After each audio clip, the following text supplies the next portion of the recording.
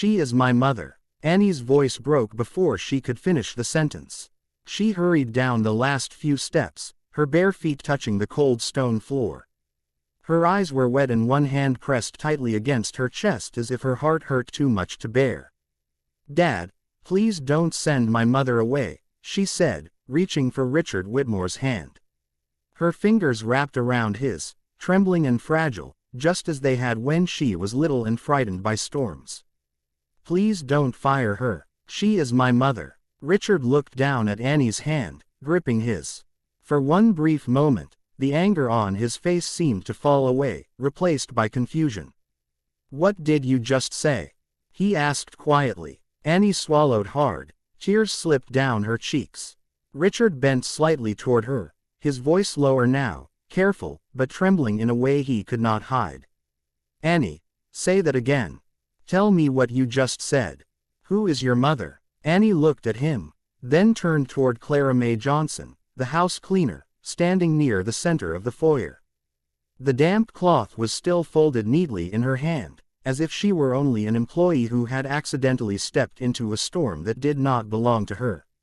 CL's face had gone pale, her lips trembling without a word. Annie tightened her hold on Richard's hand. "It's true, Dad," she whispered. "Clara is my mother." Clara let out a small broken sound, so painful it was almost inaudible. "Annie, don't do this." That one sentence made Richard's jaw tighten. He turned sharply toward Clara. His voice dropped cold and hard, almost a growl. "What did you say to my daughter to make her speak like this?" Clara flinched, but she did not step back. "Mr. Whitmore, I never meant for this to happen. That is not what I asked." Richard pointed toward Annie without taking his eyes off Clara. "What have you been putting into her head?" "Nothing," Annie said quickly. "Dad, she didn't put anything into my head. Annie, let me handle this." "No, please." Annie moved closer to him, still holding his hand with both of hers. "Please don't be angry with her. She didn't ask me to say anything. She didn't even want me to know." Harold Pike cleared his throat softly. It was the familiar sound of a man pretending he was reluctant to interfere when in truth he had been waiting for the perfect moment to speak. He stepped closer to Richard, folding his arms across his coat with a solemn expression that felt almost cold. "Sir," Harold said, "you know I would never speak disrespectfully. I have always appreciated your kindness. You gave Mrs. Johnson an opportunity when many others might not have done so, and I have tried, truly tried, to guide her because you asked me to." He glanced toward Clara. "But recently, her work has become careless. I would even say lazy. She has been slow, leaving tasks unfinished and lingering near Miss Annie's room when there was no clear reason for her to be there. And now, somehow, Miss Annie is standing here defending her and calling her mother." Clara's lips parted, but no words came out. Harold looked at her with a trace of pity that held no real kindness. "I cannot know what she may have said in private, sir. But it must have been something serious to make Miss Annie believe such a thing." Annie turned to Harold. Her face was not angry as much as wounded. "Mr. Pike, please don't say that. She hasn't done anything wrong. I only want what is best for you, Miss Annie." "No," Annie said softly. "You want Dad to think badly of her." Richard's hand stiffened in hers. "Annie." She immediately looked back at him, her voice gentler now. "I'm sorry. I didn't mean to disrespect anyone. I just can't stand here and let you send her away." Harold bowed his head slightly toward Richard. "Sir, forgive me for speaking plainly, but I fear this is no longer just inappropriate behavior. This woman may have had intentions from the beginning. Theft, blackmail, some plan to pressure your family. Otherwise, why would she approach Miss Annie and plant such an idea in her mind?" Clara's eyes filled with tears. "That is not true." Harold did not look at her. He only looked at Richard. "If I may be honest, sir, keeping her in this house after what has just happened would be unwise. You have been generous, but generosity can sometimes be mistaken for weakness by people like her." Richard's face turned stern again. For 12 years, Annie had been the center of his life. He had given her his name, his protection, his home, every opportunity he could offer, and every rare hour he could spare. And now, in the middle of his own foyer, a woman in a gray uniform stood before him while Annie wept and begged him not to send her away. Richard looked at Clara. His voice was low with anger. "I have overlooked your clumsiness more than once because Harold advised me to be patient. I gave you chances to correct your mistakes. I accepted your slowness. I tolerated your confusion because I believed everyone deserved an honest chance to work in this house." Clara lowered her head. "Yes, sir. But what is this?" Richard's voice rose. "You linger around my daughter. You get close to her room. You wait for private moments. And somehow she ends up standing here calling you mother. Did you think I would accept that?" Annie shook her head as her sobs broke through. "Dad, please. She wasn't lingering around me. She helped me." Richard looked at her. There was pain in his eyes, but the firmness had not left him. "Annie, you are emotional right now. You don't understand what people are capable of when they want access to a family like ours." "I do understand," she whispered. "I understand more than you think." Richard turned to Clara. "Pack your belongings and leave this house immediately."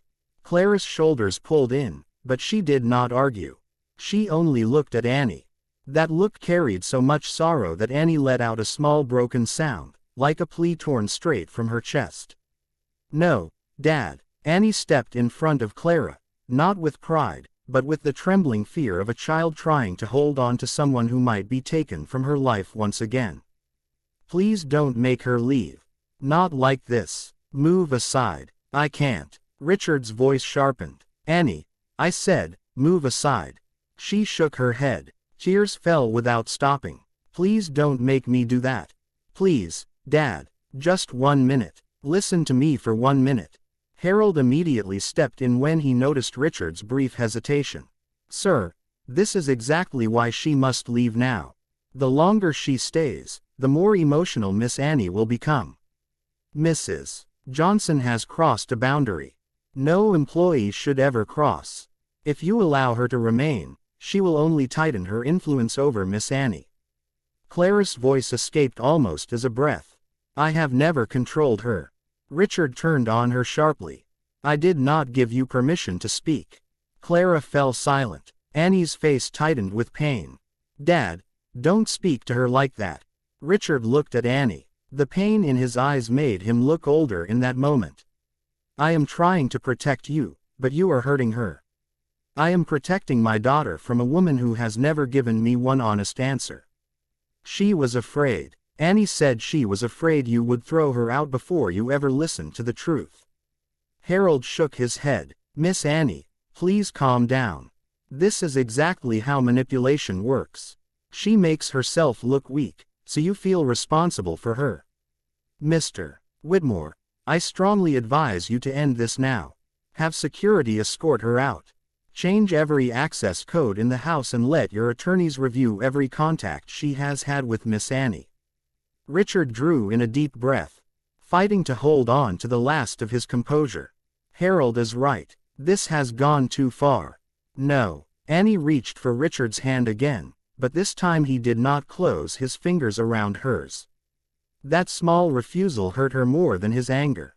"Dad, please. You always taught me to tell the truth, even when my voice was shaking. My voice is shaking now, but I am still telling you the truth." Richard did not answer. Annie lifted her left hand. In it was a small bamboo pinwheel, old and worn.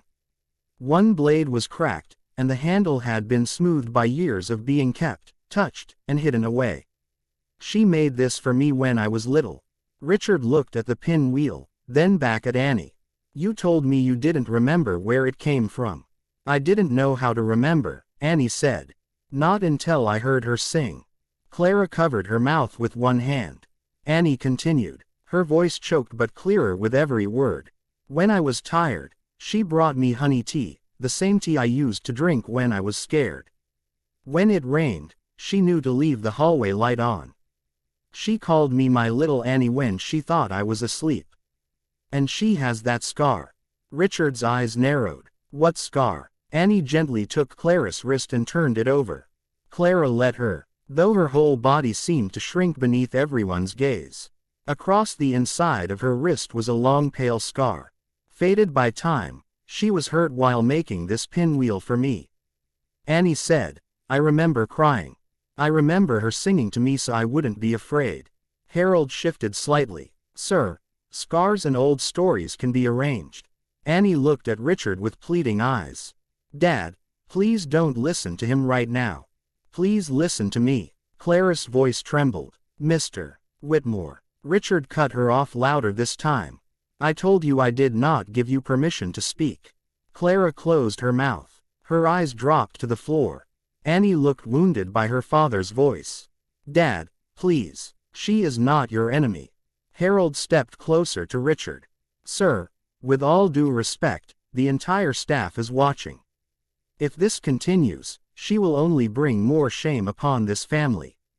You have already given your order. Please stand by it. Richard looked toward the security guard near the door. Take Mrs. Johnson to the staff quarters. She has 10 minutes to collect her personal belongings. After that, she leaves. No, Annie cried, stepping closer to Clara. If she leaves, I will go with her. Richard froze. Even Annie seemed frightened by the words she had just spoken. But she did not take them back.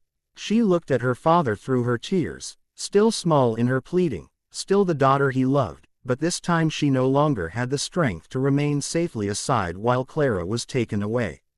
Richard's expression changed. Annie, I don't want to leave you, she whispered.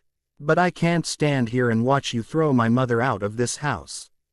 Clara began to cry silently, one hand pressed against her chest as if she were trying to keep her heart from breaking apart. And for the first time since the argument began, Harold Pike had nothing left to say. Annie, what are you saying? Richard's voice was quieter than before, but the question still echoed through the foyer.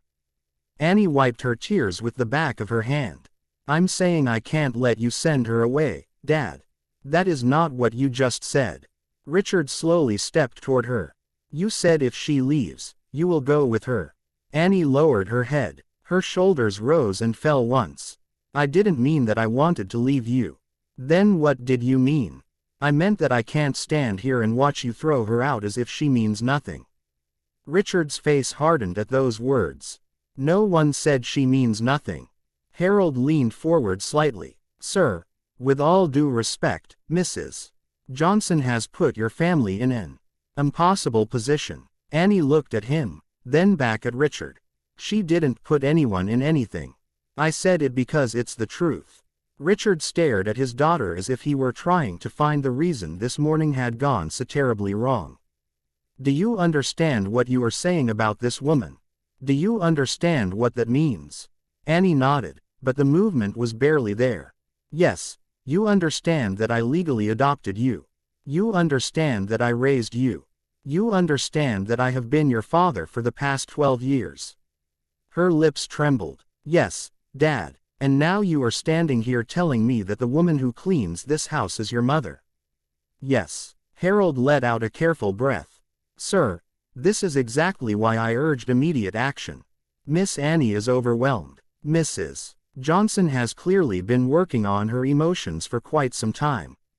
Clara lifted her head. I have never worked on that girl's emotions. Richard turned sharply toward her.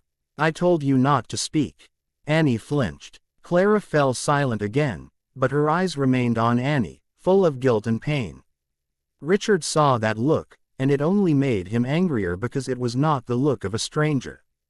Dad, Annie said more softly. Please don't be angry with her just because she looks at me that way. Richard turned back to her. How is she supposed to look at you? Annie pressed the broken pinwheel against her chest as if she still remembers me. The answer struck him, but he refused to let it show. Harold stepped forward again. Sir, she must have shown Miss Annie something.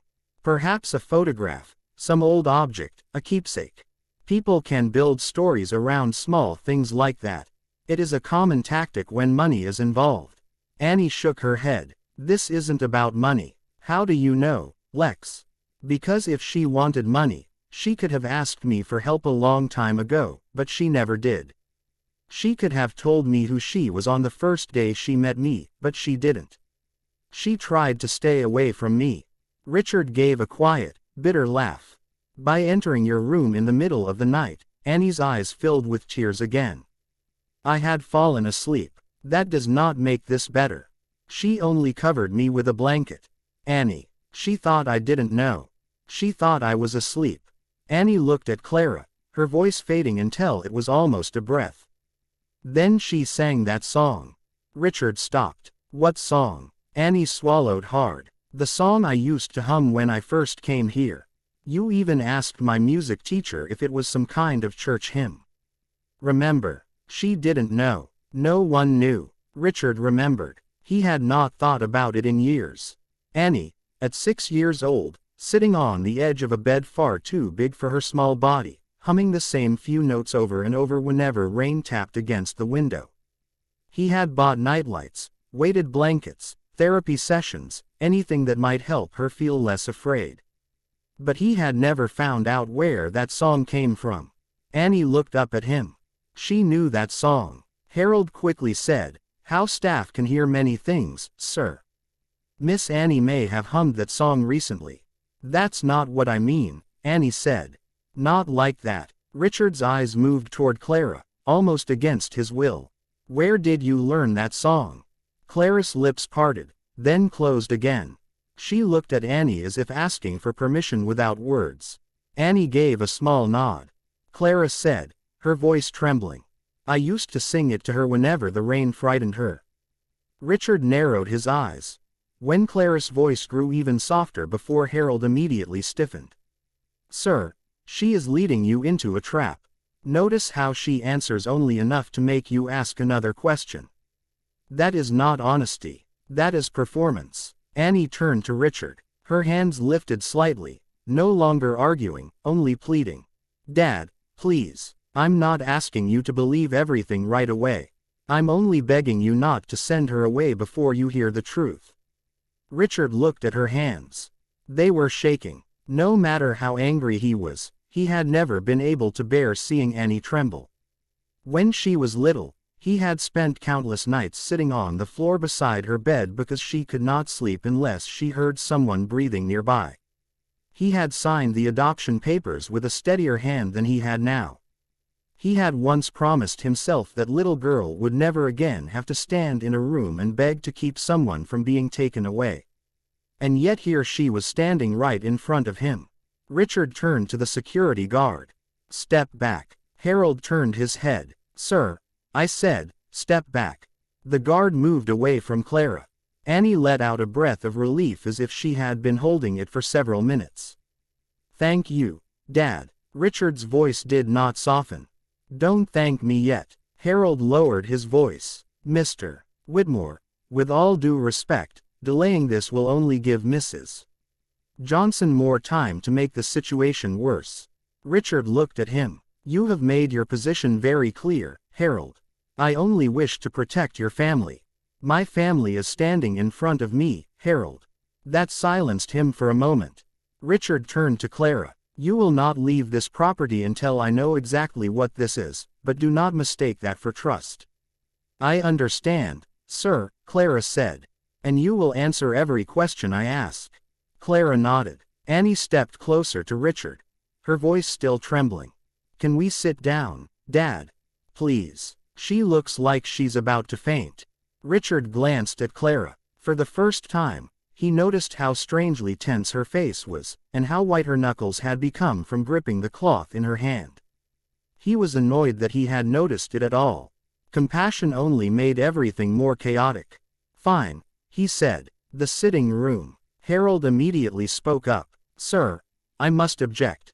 Richard cut him off. "Not now." Annie gently took Clara's arm, careful as if the woman might break if she touched her too firmly. Clara hesitated for a moment, then allowed Annie to guide her. The sight made Richard's chest tighten, not because it was wrong, because it looked too natural. They walked into the sitting room beside the foyer. It was the room Richard usually used to receive donors, lawyers, and city officials, not to hear truths that could overturn his entire life. Annie guided Clara to the edge of the sofa and sat beside her. But one of her hands remained extended toward Richard as if she were afraid that if she stopped reaching for him, he would leave. Richard remained standing. "Start from the beginning," he said. Clara looked at Annie, then lowered her eyes to the floor. Annie whispered, "It's okay, Mom." The word was very small, almost accidental, but Richard heard it. So did Harold. Clara covered her mouth with one hand, and this time she could no longer hold back her tears. If this moment touched your heart, please give this video a like. Comment where you are watching from and who you are watching with. And do not forget to subscribe to the channel for more emotional and heartwarming stories. "Annie, what are you saying?" Richard's voice was quieter than before, but the question still echoed through the foyer. Annie wiped her tears with the back of her hand. "I'm saying I can't let you send her away, Dad." "That is not what you just said." Richard slowly stepped toward her. "You said if she leaves, you will go with her." Annie lowered her head. Her shoulders rose and fell once. "I didn't mean that I wanted to leave you." "Then what did you mean?" "I meant that I can't stand here and watch you throw her out as if she means nothing." Richard's face hardened at those words. "No one said, she means nothing." Harold leaned forward slightly. "Sir, with all due respect, Mrs. Johnson has put your family in an impossible position." Annie looked at him, then back at Richard. "She didn't put anyone in anything. I said it because it's the truth." Richard stared at his daughter as if he were trying to find the reason this morning had gone so terribly wrong. "Do you understand what you are saying about this woman? Do you understand what that means?" Annie nodded, but the movement was barely there. "Yes, you understand that I legally adopted you. You understand that I raised you. You understand that I have been your father for the past 12 years.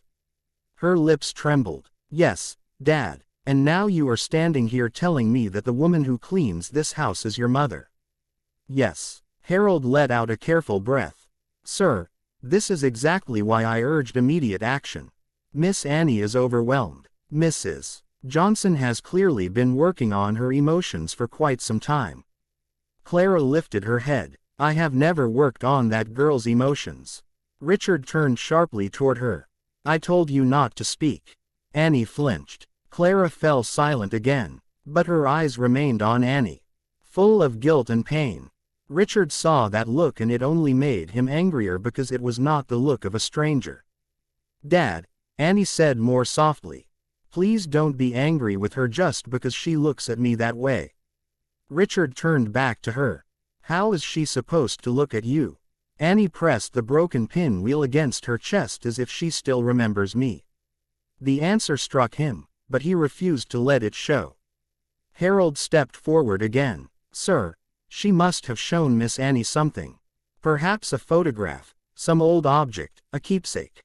People can build stories around small things like that. It is a common tactic when money is involved." Annie shook her head. "This isn't about money." "How do you know?" Richard asked. "Because if she wanted money, she could have asked me for help a long time ago, but she never did. She could have told me who she was on the first day she met me, but she didn't. She tried to stay away from me." Richard gave a quiet, bitter laugh. "By entering your room in the middle of the night." Annie's eyes filled with tears again. "I had fallen asleep. That does not make this better. She only covered me with a blanket. Annie, she thought I didn't know. She thought I was asleep." Annie looked at Clara, her voice fading until it was almost a breath. "Then she sang that song." Richard stopped. "What song?" Annie swallowed hard. "The song I used to hum when I first came here. You even asked my music teacher if it was some kind of church hymn. Remember?" She didn't know. No one knew. Richard remembered. He had not thought about it in years. Annie, at 6 years old, sitting on the edge of a bed far too big for her small body, humming the same few notes over and over whenever rain tapped against the window. He had bought nightlights, weighted blankets, therapy sessions, anything that might help her feel less afraid. But he had never found out where that song came from. Annie looked up at him. She knew that song. Harold quickly said, "House staff can hear many things, sir. Miss Annie may have hummed that song recently." "That's not what I mean," Annie said. "Not like that." Richard's eyes moved toward Clara almost against his will. "Where did you learn that song?" Clara's lips parted, then closed again. She looked at Annie as if asking for permission without words. Annie gave a small nod. Clara said, her voice trembling, "I used to sing it to her whenever the rain frightened her." Richard narrowed his eyes. When Clara's voice grew even softer before, Harold immediately stiffened. "Sir, she is leading you into a trap. Notice how she answers only enough to make you ask another question. That is not honesty. That is performance." Annie turned to Richard. Her hands lifted slightly, no longer arguing, only pleading. "Dad, please. I'm not asking you to believe everything right away. I'm only begging you not to send her away before you hear the truth." Richard looked at her hands. They were shaking. No matter how angry he was, he had never been able to bear seeing Annie tremble. When she was little, he had spent countless nights sitting on the floor beside her bed because she could not sleep unless she heard someone breathing nearby. He had signed the adoption papers with a steadier hand than he had now. He had once promised himself that little girl would never again have to stand in a room and beg to keep someone from being taken away. And yet here she was standing right in front of him. Richard turned to the security guard. "Step back." Harold turned his head. "Sir, I said step back." The guard moved away from Clara. Annie let out a breath of relief as if she had been holding it for several minutes. "Thank you, Dad." Richard's voice did not soften. "Don't thank me yet." Harold lowered his voice. "Mr. Whitmore, with all due respect, delaying this will only give Mrs. Johnson more time to make the situation worse." Richard looked at him. "You have made your position very clear, Harold. I only wish to protect your family. My family is standing in front of me, Harold." That silenced him for a moment. Richard turned to Clara. "You will not leave this property until I know exactly what this is. But do not mistake that for trust." "I understand, sir," Clara said. "And you will answer every question I ask." Clara nodded. Annie stepped closer to Richard, her voice still trembling. "Can we sit down, Dad? Please. She looks like she's about to faint." Richard glanced at Clara. For the first time, he noticed how strangely tense her face was, and how white her knuckles had become from gripping the cloth in her hand. He was annoyed that he had noticed it at all. Compassion only made everything more chaotic. "Fine," he said. "The sitting room." Harold immediately spoke up. "Sir, I must object." Richard cut him off. "Not now." Annie gently took Clara's arm, careful, as if the woman might break if she touched her too firmly. Clara hesitated for a moment, then allowed Annie to guide her. The sight made Richard's chest tighten, not because it was wrong, because it looked too natural. They walked into the sitting room beside the foyer. It was the room Richard usually used to receive donors, lawyers, and city officials. Not to hear truths that could overturn his entire life, Annie guided Clara to the edge of the sofa and sat beside her. But one of her hands remained extended toward Richard as if she were afraid that if she stopped reaching for him, he would leave. Richard remained standing. "Start from the beginning," he said. Clara looked at Annie, then lowered her eyes to the floor. Annie whispered, "It's okay, Mom." The word was very small, almost accidental, but Richard heard it. So did Harold. Clara covered her mouth with one hand, and this time she could no longer hold back her tears. Clara tried to answer, but the word Annie had used still sat in the room. "Mama." It had been so long since anyone had called her that with love instead of accusation that she could not move past it right away. She pressed both hands to her mouth, shoulders shaking, while Annie sat beside her with one hand on her sleeve. Scared to touch too much and scared to let go. Richard watched them from near the fireplace. His face was controlled again, but the control looked thin. Harold stood just inside the doorway, quiet for once, though his eyes kept moving from Clara to Annie and then to Richard, measuring the damage. Richard finally said, "You said start from the beginning, so start." Clara nodded, wiping her face with the heel of her hand. Her name wasn't Whitmore. Then Annie lowered her eyes. Richard's jaw moved once. What was it? Annie Mae Johnson, Clara said. That was the name on her birth certificate. Richard did not speak, but Annie felt his silence shift. She had never heard that name before. May Clara had carried part of herself inside Annie's name and lost the right to say it. Clara looked at Richard, not Harold. I was 29 when I had her. I worked at a motel off Moreland Avenue during the week and washed dishes at a diner on weekends. I wasn't proud, but I was working. I had a little place. It wasn't much, but it had heat most days and a door that locked if you lifted it just right. Harold's mouth tightened, but Richard raised one finger before he could speak. Clara continued, I didn't drink. I didn't use. I didn't run around. I worked. But work doesn't always save you when the money is never enough. Annie listened without blinking, both hands folded in her lap now. One winter I got sick. Clara said, not hospital sick. Not at first, just sick enough to miss shifts. Then the motel changed owners. The new manager brought in his cousin and cut my hours. The diner kept me on, but weekends don't pay rent. I fell behind. Then the landlord gave me 10 days. Richard's voice was hard, but quieter. Where was Annie during this? With me. Always with me when I could keep her there. Clara swallowed. When I couldn't, she stayed with a woman from the church. Good woman, but she had too many people in that house already. One afternoon, Annie had a fever and I was at the diner. The woman called me, but my phone was dead. By the time I got back, somebody had called the county. Annie whispered, was I sick? Clara turned to her. You had a fever, baby. You were crying for me, and I wasn't there fast enough. That wasn't your fault, Annie said. Clara gave a small broken smile. Mothers don't hear it that way. Richard looked away for a second. He knew that sentence, not from Clara's life, but from his own fear. Parents had their own private court, and they were always both judge and guilty party. Clara took a breath. A woman from social services sat across from me in a county office. She wasn't cruel. That almost made it worse.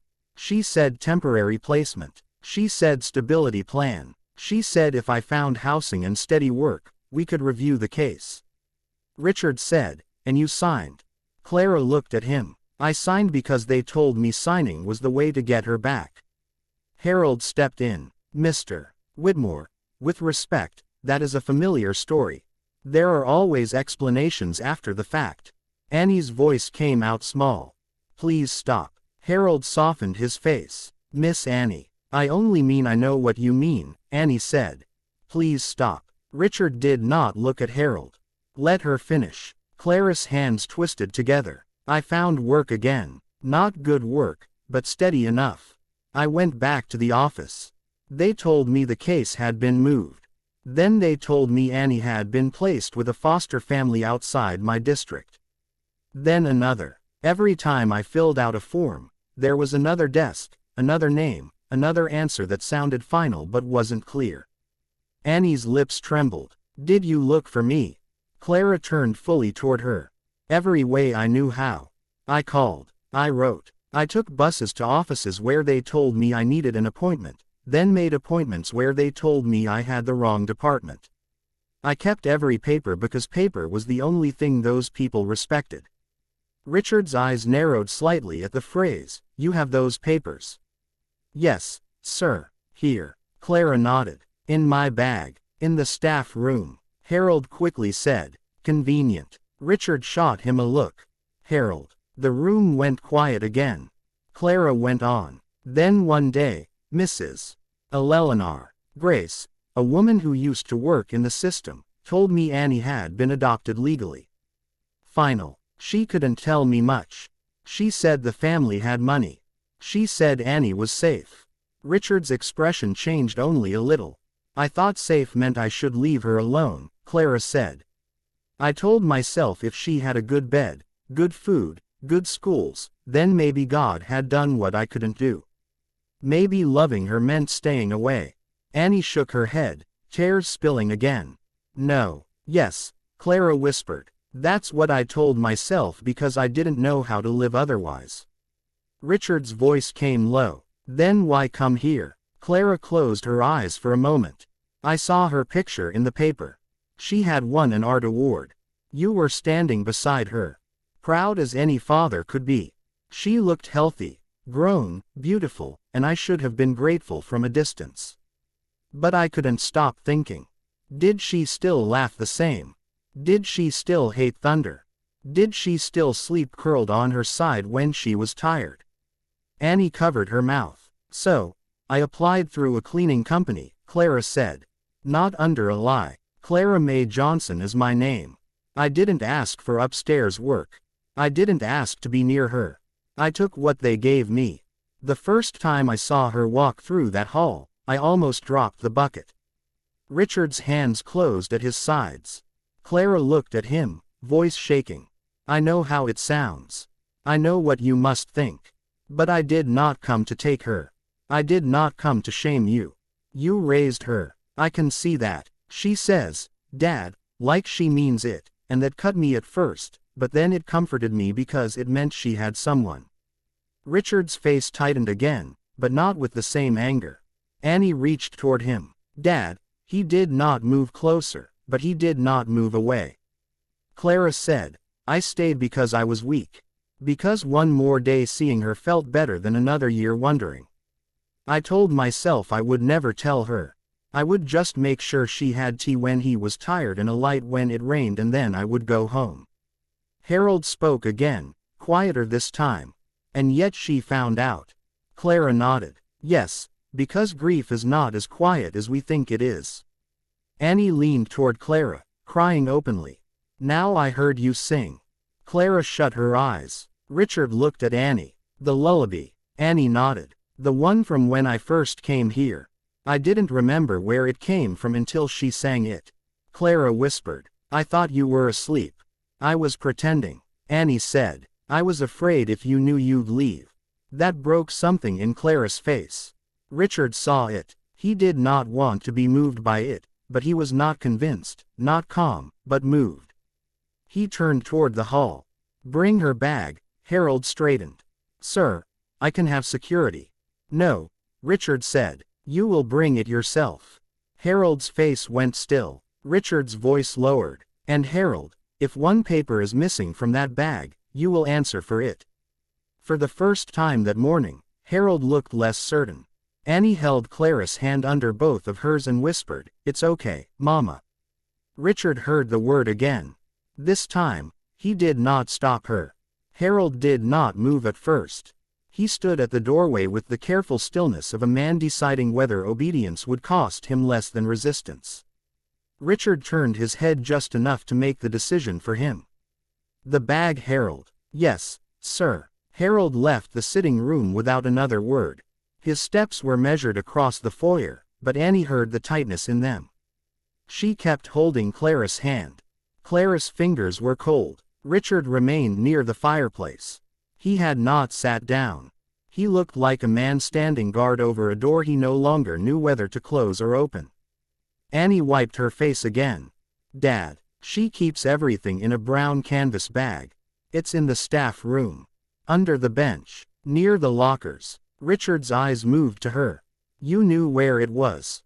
Annie nodded, embarrassed. I saw it once. I wasn't snooping. She dropped it when she was carrying laundry.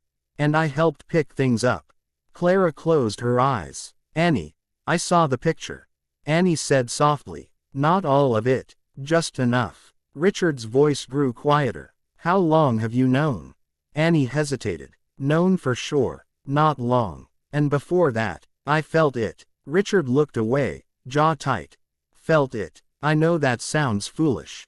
No, he said, though the word did not sound kind. It sounds young. Annie flinched. Clara felt it through her hand and squeezed gently, then let go at once, as if she had no right to comfort openly. Richard noticed that made him angry again. not at Clara alone, but at the whole shape of the morning. Every small gesture between them seemed to carry a history. He had not been told. Annie lowered her voice. Dad, I didn't want to hurt you. He turned back. Then why didn't you come to me? Because I was scared of me. Her face twisted. No, of losing both of you. That answer reached him, but he gave it no place to rest. He looked toward the doorway instead. Harold returned carrying a worn brown canvas bag by 2 fingers as if it were dirty. Behind him came Dolores, the older housekeeper, her face drawn with worry. Harold stopped just inside the room. I found it where Miss Annie said, he said. I did not open it. Richard held out his hand. Give it to Clara. Harold's mouth tightened. Sir, I really must advise. Give it to her. Harold walked over and placed the bag near Clara's feet, not in her hands. Annie reached down to pick it up, but Clara stopped her. No, baby, I'll do it. The word slipped out again. Harold heard it. Richard heard it. This time, no one corrected her. Clara pulled the bag onto her lap. The zipper caught halfway and her hands shook as she worked it free. From inside, she took a folded sweater, a bus pass, a small bottle of aspirin, a packet of tissues, and finally a thick envelope wrapped with a rubber band so old it had begun to crack. Richard watched every movement. Clara held the envelope, but did not open it. Before I show you these, I need to say one thing. Richard's eyes hardened. Say it. I know you love her. I saw it every morning. Every time she left for school. Every time you asked if she ate. Every time you stood at the window until her car pulled out. Clara looked at Annie, then back at him. I hated you for a while before I met you. Then I saw how you looked after her and hating you became harder. Richard did not answer. Clara continued. I'm not here to undo what you did for her. Harold gave a dry little sound. A touching speech. Dolores spoke from the doorway before Richard could. Mr. Pike, let the woman talk. Everyone turned. Dolores looked nervous, but she did not step back. Harold's eyes narrowed. This does not involve you. It involves the house, Dolores said. And some of us have seen more than we said. Richard looked at her. What have you seen? Harold quickly said. Sir, staff gossip is hardly reliable at a moment like this. Richard's voice cut through him. I asked Dolores. Dolores folded her hands in front of her apron. I saw Mr. Pike change Mrs. Johnson's schedule after she wouldn't ride home with him. I saw him give her 3 rooms to clean, then tell you she was slow. I saw him take a silver frame from the den and put it on her cart. When I asked why, he told me to mind my position. Harold's face flushed. That is a lie. Dolores looked at Richard. I'm 64 years old, sir. I don't need to lie to keep a job I was planning to retire from. Annie's mouth parted slightly. Clara looked down as if shame could still be hers even when the accusation was not. Richard turned to Harold. Is that true? Harold straightened. I may have tested her honesty after observing concerning behavior. You planted something on her cart.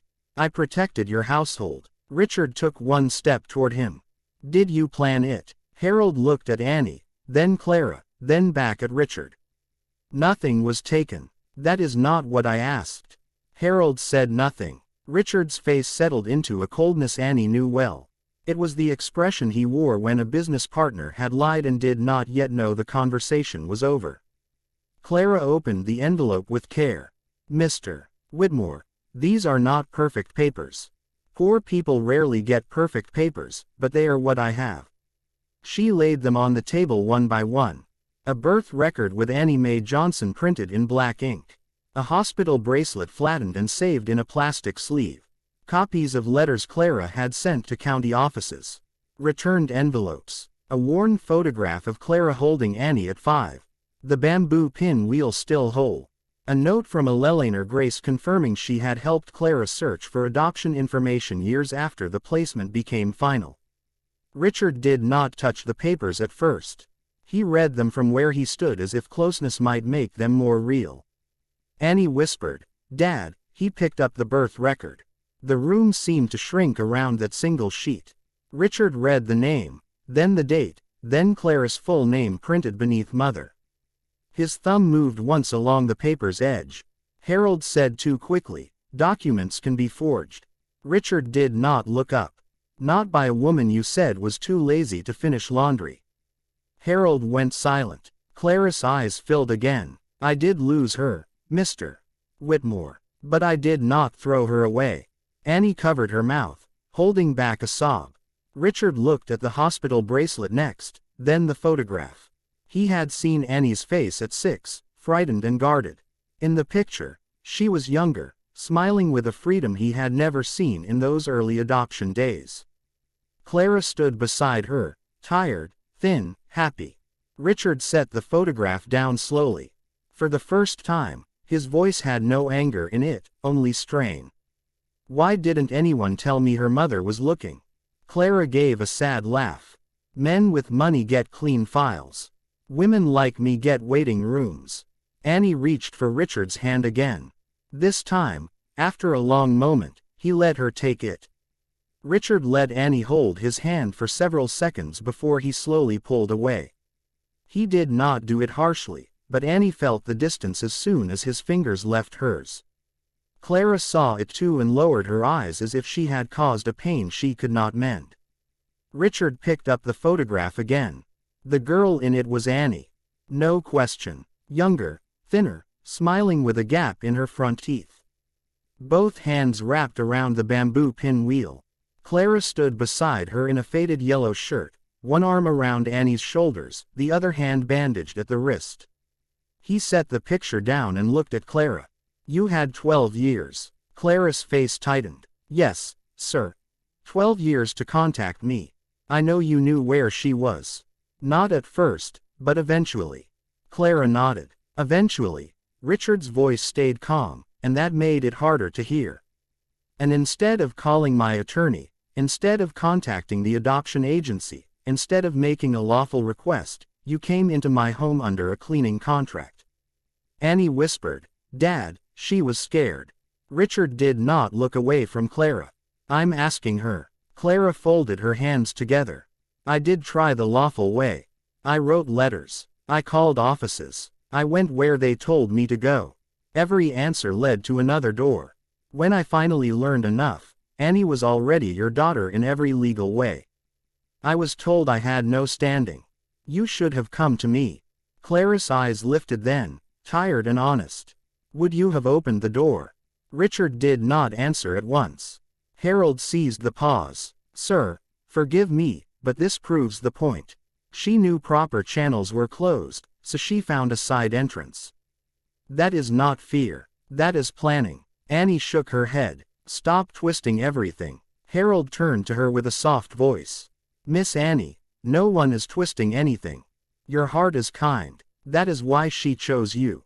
Clara's head snapped up. "I did not choose her. I gave birth to her."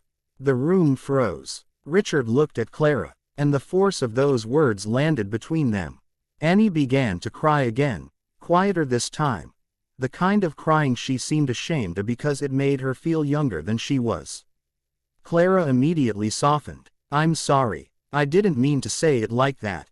"No," Annie whispered. "Don't be sorry." Richard picked up the hospital bracelet. The plastic had yellowed. The printed name was faint, but still readable. Annie Mae Johnson, female, mother, Clara Johnson, a date, a hospital in Atlanta. He had signed Annie's school forms, medical releases, passport paperwork, college applications. He had written father beside his name so many times that it had become part of his hand. Now this little strip of plastic sat in his palm, reminding him there had been a first form he had never seen. He placed it on the table. "Harold, leave us." Harold blinked. "Sir, you heard me. I don't think that is wise." Richard turned his head slowly. "I did not ask what you think." Harold's face shifted just enough for the mask to slip. "After all these years, you're sending me out because of her." Richard's eyes narrowed. "Because I told you to leave." Dolores, still by the door, looked down to hide the smallest sign of satisfaction. Harold straightened his jacket. "Very well, sir. I'll be in the hall if you need me. No, Richard said. Go to your office. Do not speak to staff. Do not call anyone. I will deal with you later. Harold's mouth opened, then closed. He gave a stiff nod and left. His footsteps faded, but the damage he had done remained.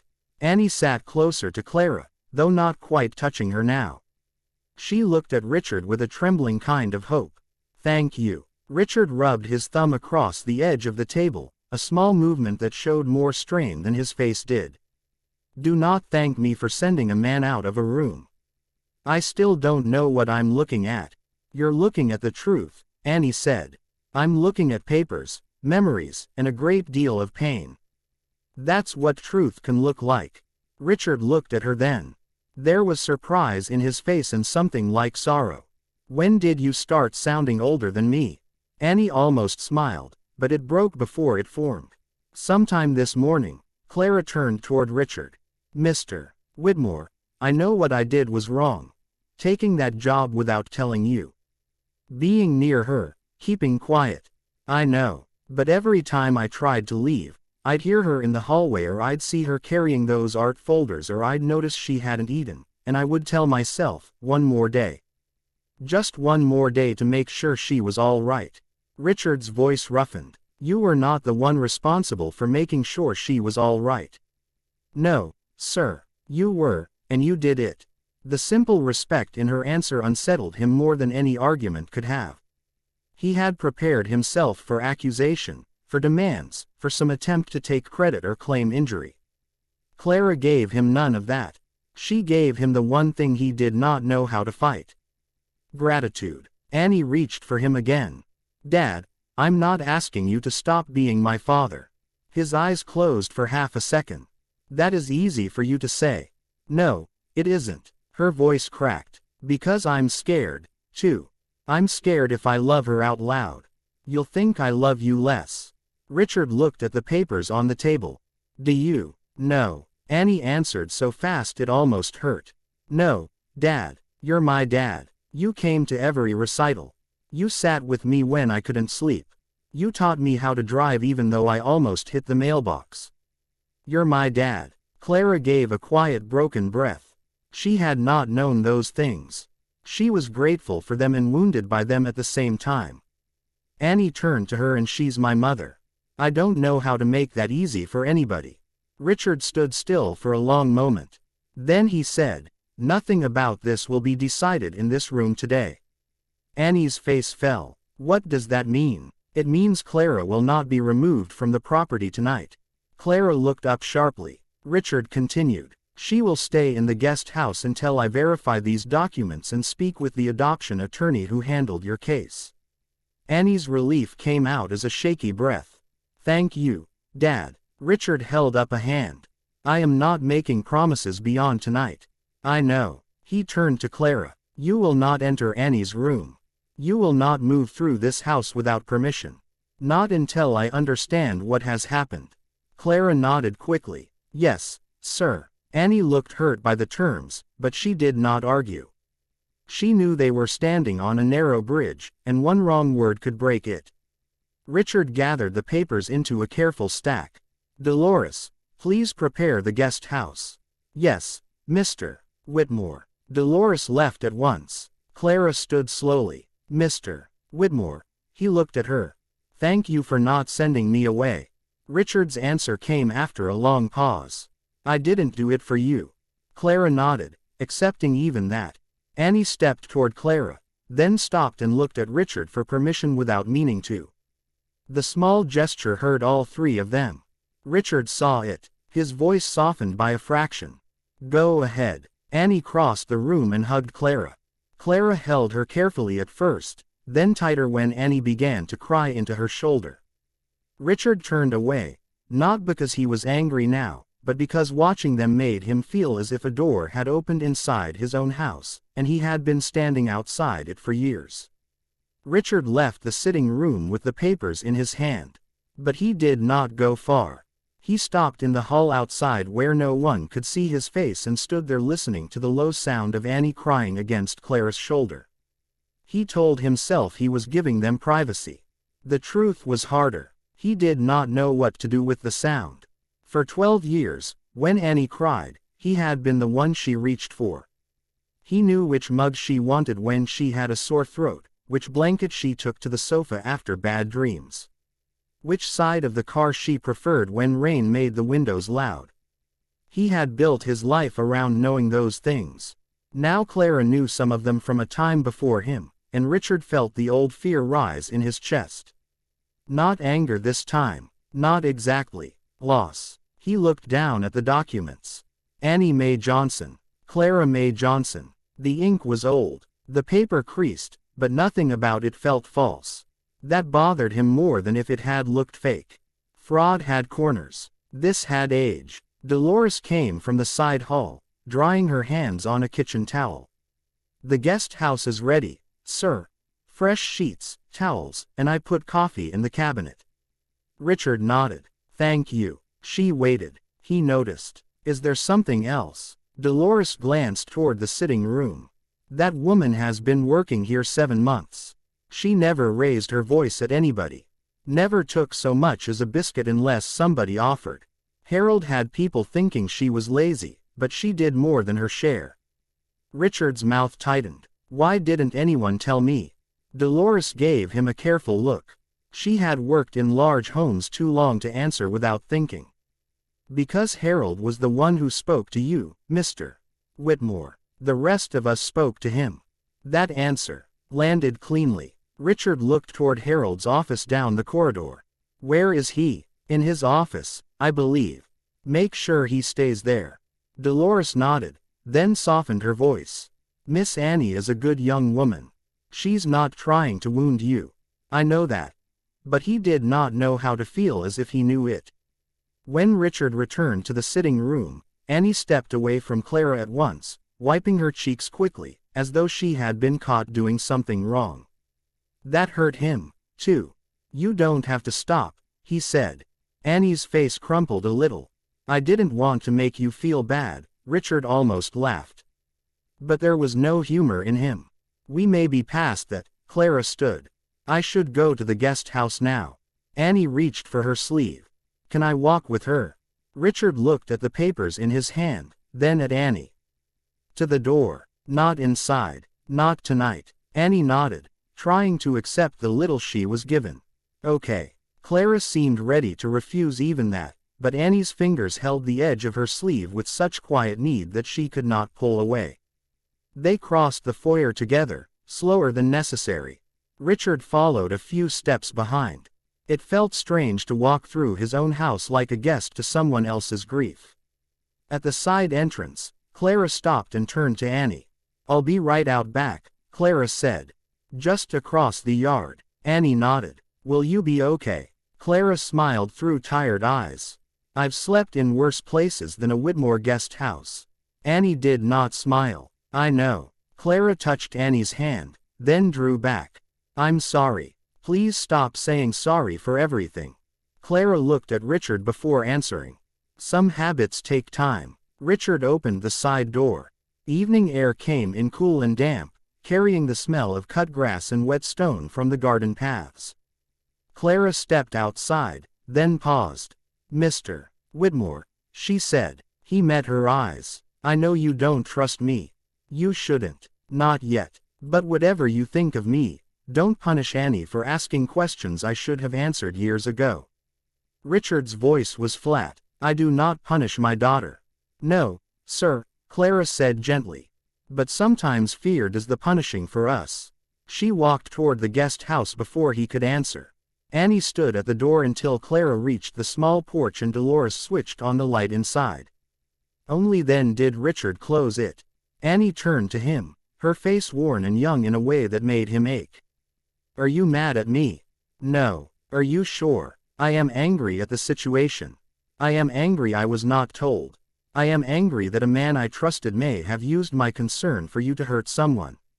He paused. But I am not angry at you. She looked down. You sounded like you hated her. I don't know her. She's not bad. You don't know all of her either.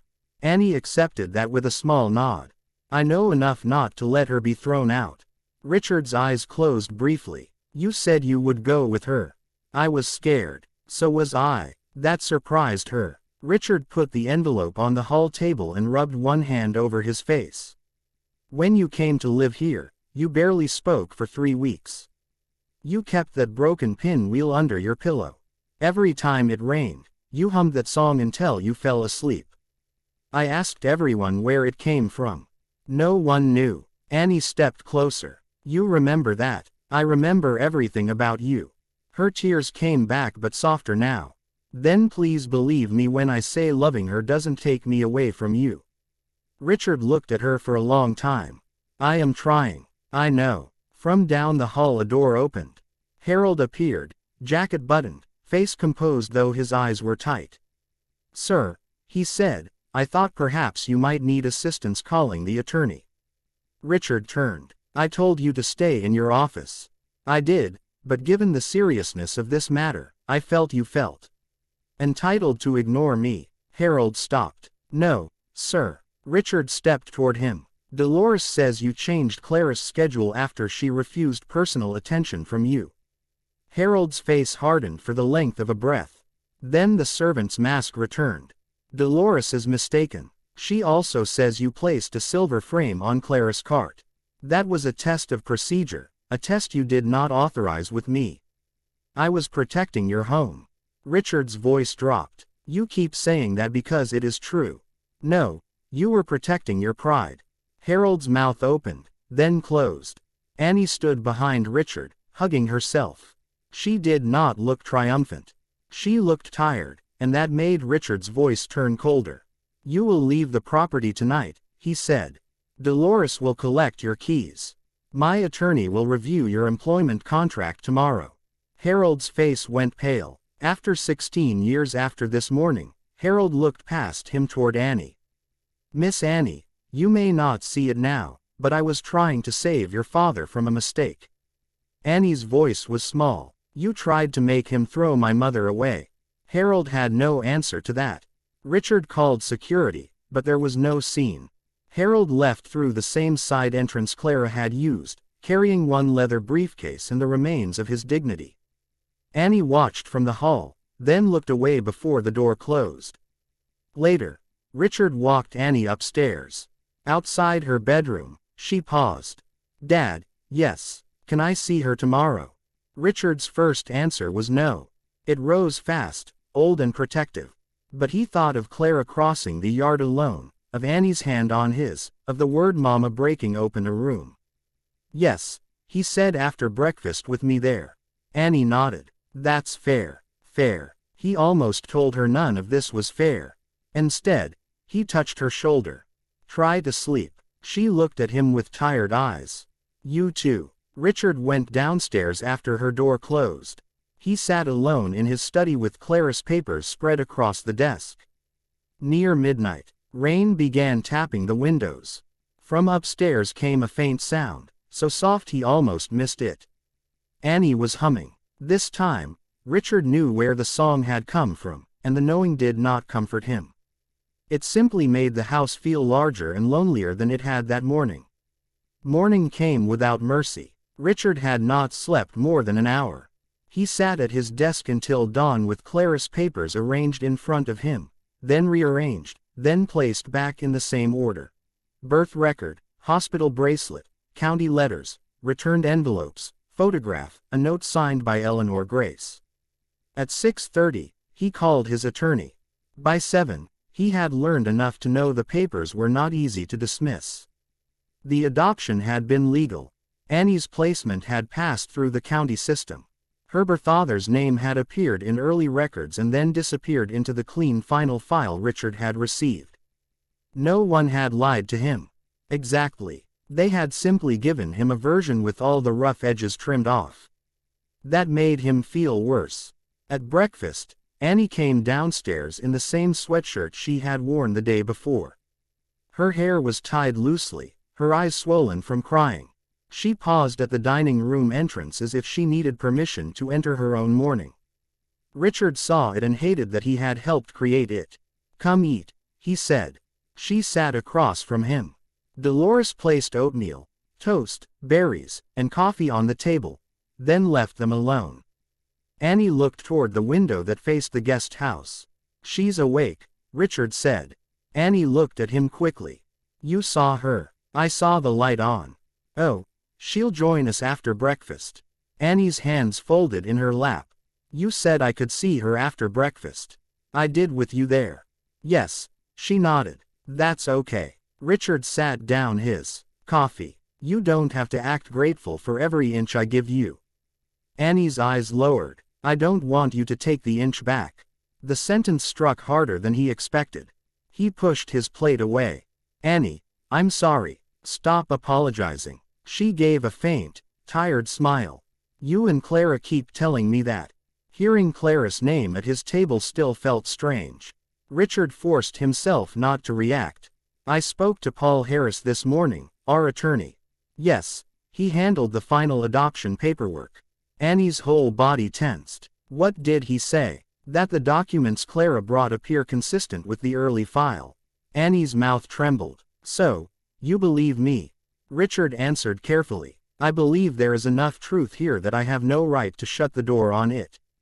It was not the answer she wanted, but she accepted it because it was more than she had last night. After breakfast, Richard walked with Annie through the back hall and across the stone path to the guest house. The yard still held last night's rain. The grass was wet and the morning air smelled of soil and magnolia leaves. Annie slowed near the porch. "Dad." "Yes. Please don't question her like she's on trial." Richard looked at the small guest house, then at his daughter. "I need answers." "I know. Just she already thinks she did everything wrong." Richard did not answer. He knocked. Clara opened the door almost at once. She wore the same gray work pants, but Dolores had brought her a clean cardigan. Her hair was pulled back, and though she had washed her face, grief still sat plainly around her eyes. "Good morning," she said. Annie's lips parted, but no sound came. She looked suddenly young and unsure. As if the word mama was too large to use in daylight, Clara understood. "Morning, Annie." Richard stepped inside first. The guest house was small but comfortable with a sofa, a kitchenette, and a round table near the window.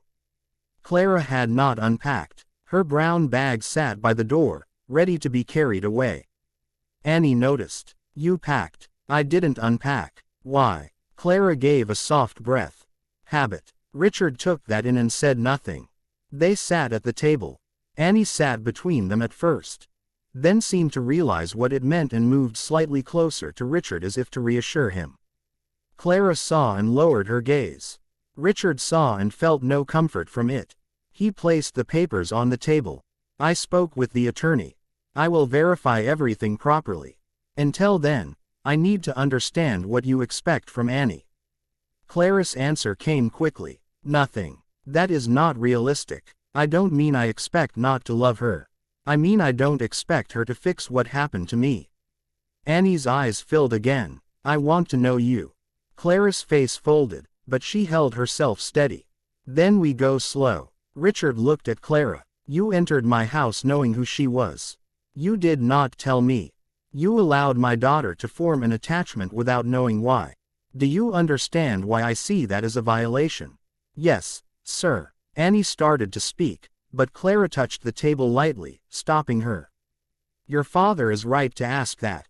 Richard was not prepared for her agreement. Clara continued. "I told myself I was protecting her. Maybe I was protecting myself, too. If she hated me from far away, I could imagine it. If she hated me to my face, I didn't know how I would keep standing." Annie whispered, "I don't hate you. I know that now." Clara looked at her with a small aching smile, but fear doesn't wait for facts. Richard sat back, then caught himself and straightened. He had promised himself not to be softened by every honest sentence. "What do you want, Clara?" She looked at him for a long moment to hear her voice sometimes. To know if she's eating, to maybe sit with her long enough for her to ask what she needs to ask. "If she wants me gone after that, I'll go." "No," Annie said at once. Clara turned to her. "You don't have to decide today. I already decided I don't want you gone." Richard rubbed his forehead. "Annie, this is what I mean. You are moving faster than the situation can hold. She looked at him hurt. I waited 12 years without knowing I was waiting. He had no answer. A knock came at the open door. Dolores stood on the porch. Mr. Whitmore. Mrs. Eleanor Grace is at the gate. She says Clara asked her to come if things ever came out. Clara went still. I called her last night. I didn't think she'd come this early. Richard rose. Let her in. Mrs. Eleanor Grace arrived 10 minutes later in a navy church dress, walking with a cane, and the kind of presence that made even Richard feel he should stand straighter. She looked at Clara first, then Annie, then Richard. So, Eleanor said, lowering herself into the chair Richard offered. The Lord finally got tired of everybody whispering. Annie gave a tiny laugh through her tears. Eleanor took her hand. You must be Annie. Yes, ma'am. I knew your name before it changed. Eleanor's eyes softened. Your mama came to my office more times than the records show. Richard sat across from her. You worked in the county system. 31 years. Retired before my mouth got me fired. Clara murmured. Mrs. Grace, what? It's true. Eleanor turned to Richard. You got a clean adoption, Mr. Whitmore. I'm not here to challenge that, but clean doesn't always mean complete.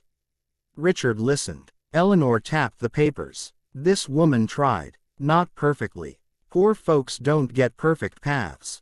She tried with bus fare, bad phones, wrong offices, and people telling her to wait until waiting became another way of saying no. Annie cried silently. Richard looked at Clara, then at Annie. Why did no one contact me? Eleanor's mouth tightened. Because once a file is final, everybody protects the final file. It makes the system look tidy. Tidy, Richard repeated. Yes, sir. Tidy can bury a lot. For a while, no one spoke. Then Annie reached one hand toward Richard and the other toward Clara. She did not force them together. She simply held both hands open. Please, she said, I don't need everything fixed today. I just need nobody to leave. Richard looked at her open hand. Clara looked at the other slowly. Clara took Annie's left hand. After a longer moment, Richard took her right. Annie bowed her head, crying harder now, but quieter. Richard did not feel healed. He did not feel ready. But with Annie's hand trembling in his, he understood one thing clearly. Love was no longer something he could protect by closing doors. Eleanor Grace did not hurry the silence. She had the patience of someone who had spent half her life across from frightened mothers, tired case workers, and men in suits who thought a file could explain a family. She kept one hand over Annie's. Now, nobody in this room is going to solve 12 years before lunch. Richard looked at her. I am not trying to solve it before lunch. No, sir. You're trying to control it before lunch. That's different. Annie drew in a small breath as if she feared Richard might take offense. He did not. He only looked at Eleanor longer. Clara murmured, Mrs. Grace. Eleanor patted Annie's hand once and released it. Don't Mrs. Grace me. You called because you needed somebody old enough to say what everybody else is afraid to say. Richard's mouth tightened, but not in anger. Then say it. Eleanor turned fully toward him. You did right by Annie. I can see that in how she looks at you, even when she's scared. But doing right by her does not erase what came before you. And Clara loving her first does not erase what you gave her after. Annie wiped her cheek. That's what I've been trying to say. I know, honey, Eleanor said, but sometimes young women say truth with tears, and grown men hear threat. Richard's eyes moved to Annie. She looked tired, small in the chair, still holding Clara with one hand and him with the other. His anger had been easier when he could call it protection. It was harder now that it had Annie trembling between two people she loved. He let go of her hand first, gently this time. We need rules. Annie's face fell. Dad, not punishment. Rules. He looked at Clara. Until the documents are fully verified, you stay in the guest house, not as staff. You will not clean, cook, or work in this house. Clara looked startled. Mr. Whitmore, I need the job. You will be paid through the end of the month. After that, we will discuss something fair. I'm not asking for money. I know. That is why I'm offering it as wages owed, not charity. Clara lowered her eyes. Annie looked at him as if he had opened a window in a room where she had been struggling to breathe. Richard continued. Annie may see you each day, but not in secret. No more hallways. No more midnight visits. No more hiding. Clara nodded. Yes, sir, Annie said. Can I talk to her alone? Richard paused. Eleanor tapped her cane lightly against the floor. Mr. Whitmore. The girl is asking for privacy, not rebellion. Annie looked down at the table. I just have questions I can't ask with everyone listening. Richard heard what she did not say. Questions about why Clara gave her up. Questions about whether she cried. Questions about birthdays, fever, rain, that song. Questions a father could love her through but not answer for her. Half an hour, he said. In the garden, doors open. I'll be in the house. Annie nodded fast, grateful and afraid to show too much of it. Thank you. Clara looked pained. Annie, you don't have to ask everything today. I know. Annie's voice was thin. But I need to ask one thing. Richard rose. I'll give you that time. Eleanor also stood slower using her cane. I'll sit in the kitchen with Dolores. She promised me coffee. And at my age, I take promises seriously. That almost made Annie smile. A few minutes later, Annie and Clara sat outside on the back patio. The rain had left the cushions damp at the edges, so Clara tried to stand again and fetch a towel. Annie caught her sleeve. Please don't serve me right now. Clara froze, then sat. I don't know how to sit here as anything else. You can sit here as my mother. Clara's face broke a little. I don't know if I've earned that word. Annie looked at the wet garden, the hedges, the small guest house beyond the path. I called you Mama last night without thinking. I heard. Did it hurt? Clara's eyes filled. It hurt like water after thirst. Good and painful at the same time. Annie nodded, though she did not fully understand. Did you remember my birthdays? All of them. What did you do? Clara folded her hands. Some years I bought a cupcake from the grocery store and put one candle in it. Not 18 candles. Just one. I told myself it stood for one more year. You were somewhere in this world. Annie pressed her lips together. Did you sing every year the same song? Clara nodded. Annie looked at her wrist. Can I see the scar again? Clara offered her hand. Annie touched the mark lightly. Not the way she had in the foyer, proving something, but as if reading a line from a letter. I remembered it wrong, Annie said. What do you mean? I thought the blood was my fault. I thought I had moved or cried or made you cut yourself. No, baby. Clara's voice went firm at once. No, you were sitting at the table eating peaches from a can. I was showing off, trying to split the bamboo too thin. That knife slipped because I was careless. Annie let out a shaky breath. I carried that feeling for years and didn't even know what it was. Clara covered Annie's hand with hers. Then give it back to me. That was never yours. Inside the house, Richard stood near the kitchen window. He did not hear every word, only pieces. Cupcake, candle, scar. Give it back to me. Dolores poured coffee for Eleanor at the breakfast table. You think he'll come around? Eleanor looked toward Richard's back. He already turned. He just hasn't admitted his feet moved. Richard heard her and chose not to respond. His phone buzzed. Paul Harris, his attorney, had sent a message. Early review supports authenticity. Need County Archive request to confirm full timeline.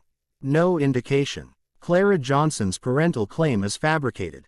Richard read it twice. Fabricated. He hated the word. Hated that part of him had wanted it to be true because a lie would have been simpler. A lie could be removed from the property. A truth had to be lived with. Outside, Annie leaned into Clara's shoulder. Clara did not wrap both arms around her at first. She looked toward the window, saw Richard, and waited. That waiting said more than any apology could. Richard gave one small nod. Only then did Clara hold Annie.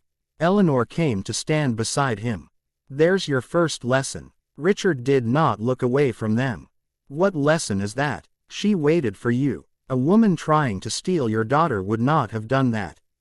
His throat tightened. I don't know how to share her. Eleanor's voice softened. You don't share people, Mr.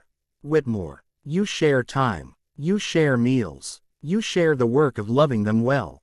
Richard watched Annie cry against Clara, then laughed through the tears at something Clara said. It was a sound he knew and did not know. After a long while, he stepped outside. Annie straightened quickly. Did we go too long? No. Clara started to rise. Stay seated, Richard said. She obeyed but uneasily. Richard looked at both of them. Paul says the documents appear authentic. Annie's hand flew to her mouth. Clara closed her eyes. I am requesting the full county archive, Richard continued. There will be more questions. Some of them may hurt, but for now, Clara stays. Annie began crying again, but this time relief carried it, Richard added. And tomorrow morning, we will all have breakfast at the same table. Clara looked at him. Mr. Whitmore, I don't want to make things harder. They are already hard, he said. We may as well stop pretending separate rooms make them easier. Eleanor smiled from the doorway. That almost sounded wise. Richard glanced at her. Almost. Don't rush greatness. Annie laughed softly. Clara did too through tears.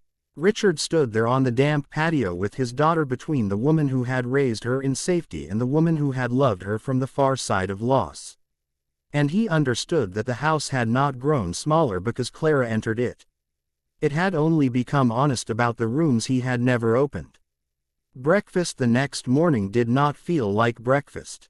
It felt like everyone had been invited to sit at the same table as a truth too large for the plates. Dolores made grits, scrambled eggs, turkey bacon, sliced peaches, and coffee. She placed everything down without fuss, then stepped away, but not before giving Clara a look that said she did not have to jump up and help. Clara still rose halfway when the coffee pot came near her. Richard noticed. Sit down, Clara. She sat at once, then seemed embarrassed by how quickly she obeyed. Annie looked from one to the other and tried a small smile. This is weird. Richard picked up his coffee. That may be the most accurate thing said in this house all week. The corner of Clara's mouth moved. Annie let out a quiet laugh, then covered it as if laughter needed permission, too. Richard heard that small laugh and felt the room loosened by one thread. Clara did not touch much food. She held her fork, set it down, picked it up again. Annie watched her, and pushed the bowl of peaches closer. You used to give me peaches from a can, right? Clara's hand stopped. When I could afford them. I remembered that last night. Richard looked at Annie. You remembered it, or Clara told you. Annie's face fell a little. I remembered. Richard regretted the question before the silence finished forming. I'm sorry, that sounded like an accusation. It's okay, Annie said, though it clearly wasn't. Clara spoke carefully. Mr. Whitmore, you don't have to apologize for wanting to know what is true. I need to learn how to ask without making her feel cross-examined. Annie looked at him then. Thank you. He nodded once, not trusting himself with more. The morning might have settled into something almost peaceful if Richard's phone had not buzzed beside his plate. He glanced at the screen. His attorney. Then another message arrived from the front gate. Harold Pike was outside. Richard read the message twice, his expression changing so little that only Annie caught it. What happened? She asked. Harold is at the gate. Clara's fork touched the plate with a small sound. Annie went still. Why? Richard stood. I'll find out. Clara rose too. I should go back to the guest house. No, Annie said too quickly. Richard looked at Clara. Stay here. Clara hesitated. Mr. Whitmore, if he came because of me, he came because he has not understood he no longer gives orders in this house. Richard left before anyone could answer. At the front entrance, Harold stood just beyond the open door, not on the step. He was dressed neatly as always, but without the authority the suit had once seemed to give him. A security man stood nearby. Harold held a folder against his chest. "Sir," Harold said, "I apologize for arriving without notice. You were told not to return without a call from my attorney. I understand, but I could not leave matters as they were. I brought records of Mrs. Johnson's conduct, schedules, incident notes, concerns. I documented." Richard looked at the folder. "Concerns you created." Harold's face tightened. "That is unfair." "Unfair is a mild word for what happened here." Harold lowered his voice. "Sir, that woman has turned your daughter against me in a single day."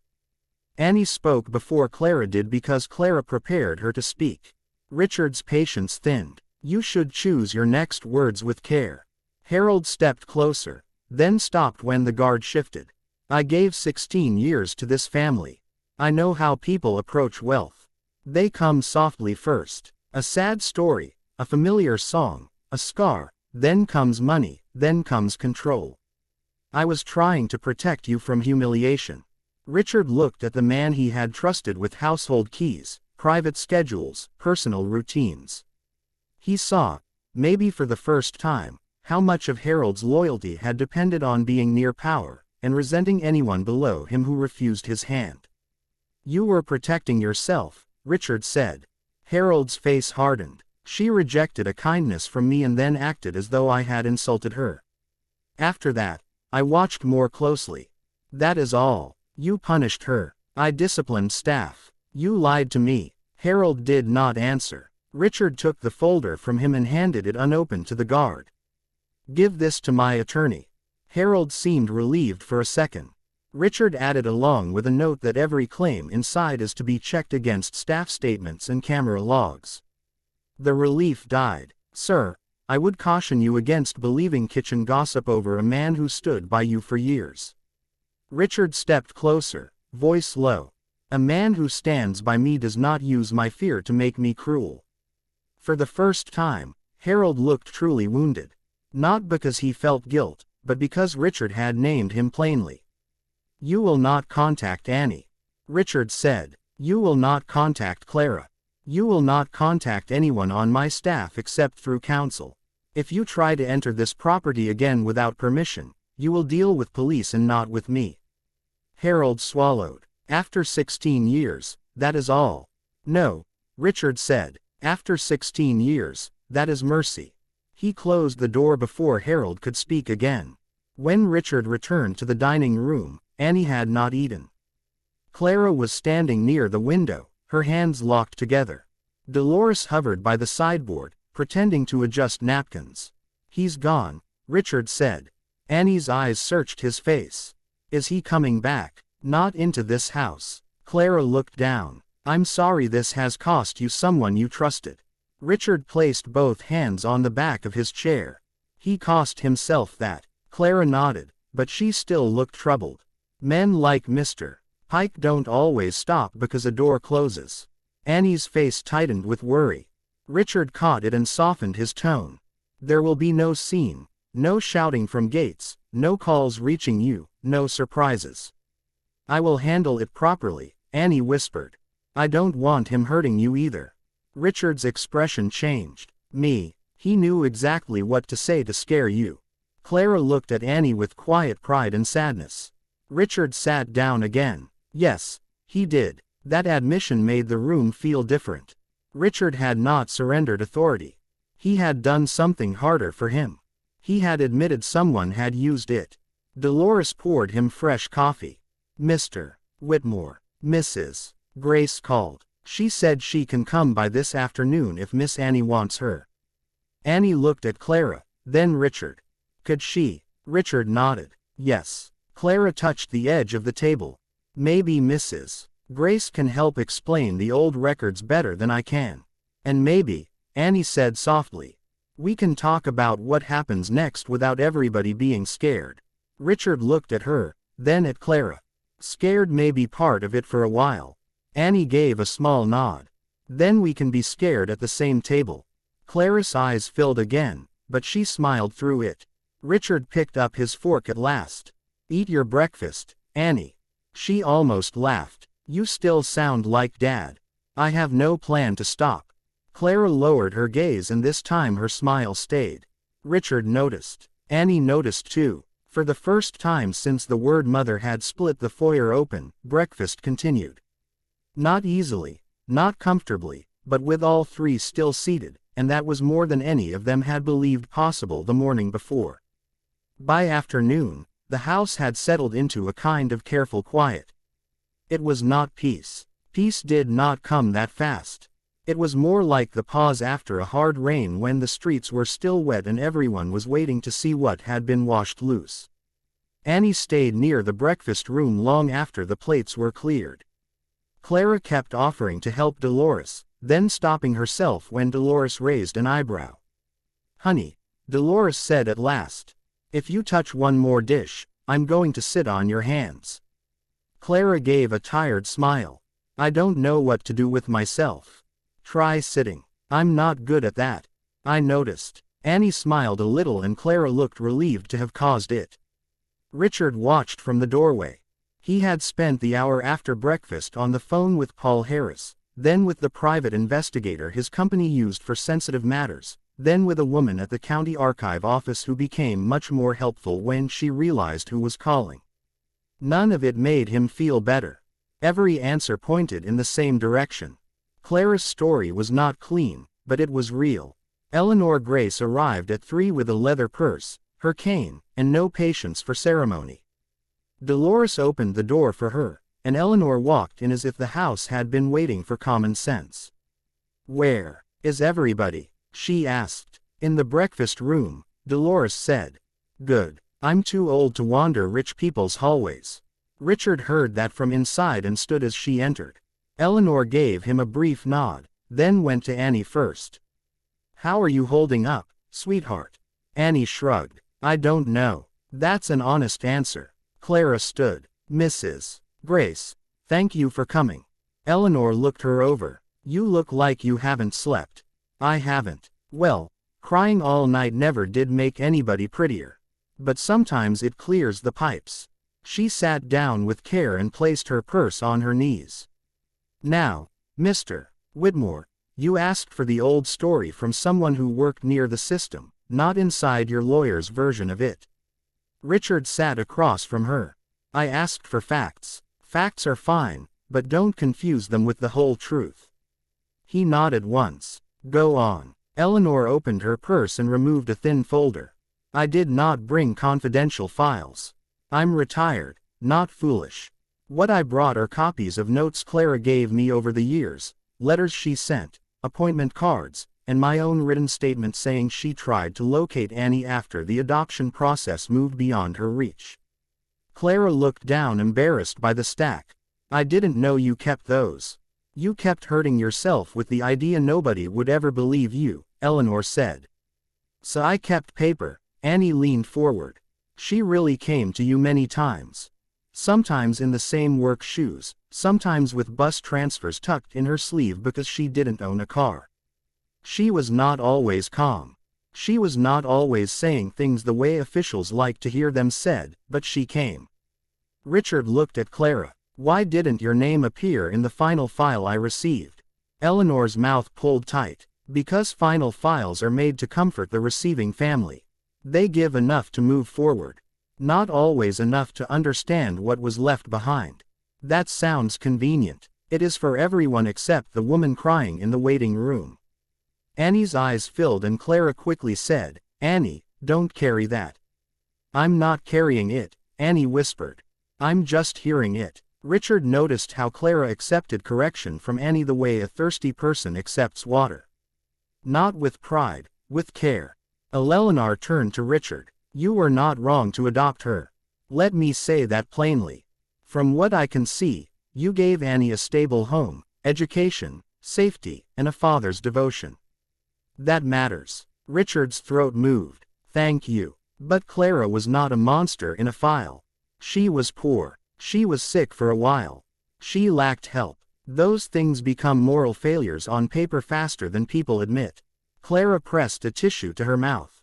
Annie looked at Richard. "Dad, did your attorney say anything else?" Richard hesitated. "He said the early records support Clara's identity." The archive request may take longer, but he does not believe her documents are false. Annie breathed out, then looked at Clara so she can stay. Richard's face tightened. Annie, I'm not asking to change everything today, but can she stay here? Not just tonight. Clara shook her head. No, baby, don't push him. I'm not pushing. I'm asking. Richard looked from Annie to Clara, then to Eleanor, who sat waiting with the quiet confidence of someone who knew silence could do more than advice. I will not have secrets in this house again, Richard said. If Clara stays, it will be openly. The staff will be told only what they need to know. No one will speak about this outside the property. Paul will arrange a counselor who understands adoption and family reunification. We will meet together at least once before any long-term decision. Annie nodded quickly. Okay. Clara looked overwhelmed. Mr. Whitmore, I can find a room somewhere. I don't want to stand in the middle of your life. Richard's answer came slower than usual. You are already in it. Clara lowered her eyes. He continued. The guest house is available for now. You will stay there as a guest, not as staff. You will receive back pay for the work you did and severance from the cleaning contract. I don't want severance. You were mistreated by my employee in my house. I will not pretend that did not happen because accepting responsibility makes everyone uncomfortable. Dolores standing near the doorway gave one satisfied nod and tried to hide it. Annie's voice came small. Can I have dinner with her? Richard looked tired. Yes, here. He paused. Here with you too. That question took the air from him for a second. Annie was not trying to force closeness. She was afraid of separate dinners becoming separate loyalties. Yes, Richard said, with me, too. Clara began to cry again silently this time. Eleanor reached over and patted her arm. You're going to run out of water before supper. Clara may. Clara laughed through the tears and Annie did too. Richard did not laugh, but the sound eased something in his face. Later, when Eleanor prepared to leave, Richard walked her to the front door himself. You understand. He said that I am still angry. I'd worry if you weren't. I don't know how to do this. Eleanor looked at him over the top of her glasses. Most decent parents don't. They learn while trying not to break what they love. Richard opened the door for her before stepping out. She added, and Mr. Whitmore, don't make the mistake of thinking Clara is your enemy because she knew Annie before you did. Time is not a competition unless pride makes it one. After she left, Richard stood in the doorway a moment longer.